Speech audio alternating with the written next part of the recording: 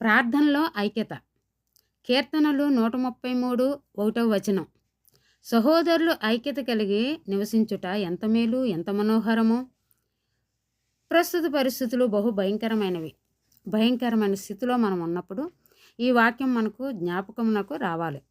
మనందరము కలిసి ప్రార్థిస్తే దేవుడు ఆ ప్రార్థనను ఆలకించి మనకు అడిగినది ఇస్తాడు. ఐక్యత అనేది మనకు చాలా ప్రాముఖ్యతమైనది. పేతురును చెరసాలలో ఉంచినప్పుడు సంఘమంతా ఆసక్తిగా ప్రార్థించింది. దేవుడు పేతురుకు విడుదలనిచ్చాడు. మనం కూడా అలానే ఆసక్తిగా సేవకుల కొరకు ప్రార్థిస్తే తప్పక జయం పొందగలం. క్రైస్తవులంతా ఉద్యమంతో ప్రార్థించాలి. ఆ ఉద్యమము చల్లారిపోకూడదు. ఇలాంటి సమయాల్లో సేవకులు వ్యక్తిగత పేరు కోసం కానీ, ధనం కోసం కానీ, పొగడ్తల కోసం కానీ ఆశించకూడదు. మొదటిగా మనకు సమాధానంతో కూడిన ఐక్యత కావాలి. సమాధానం ఇచ్చేవాడు యేసే. మోషే గారు ఇశ్రాయేల్ ప్రజలను నడిపించిన విధానాన్ని గుర్తుపెట్టుకోవాలి.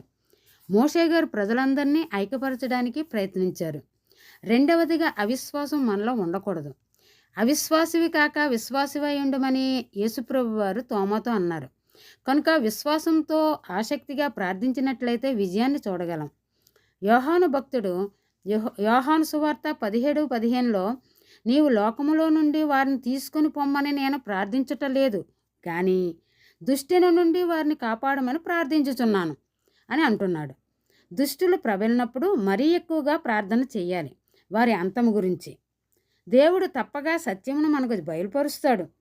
ప్రార్థన వ్యక్తిగత వ్యవహారం కాదు, అది సంఘంగా కలిసి దేవుడితో సంబంధం కలిగి ఉండాలి.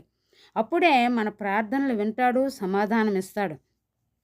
మనం ప్రార్థించినప్పుడు ధైర్యము, పట్టుదల కలిగి ఉండాలి. మనం ఐక్యతతో ఆసక్తితో ప్రార్థించినప్పుడు దేవుడు మనందరినీ ఆశీర్వదిస్తాడు. ఇటు ప్రార్థనలు మనందరికీ దీవెనకరంగా ఉండునుగాక. ఆమెన్.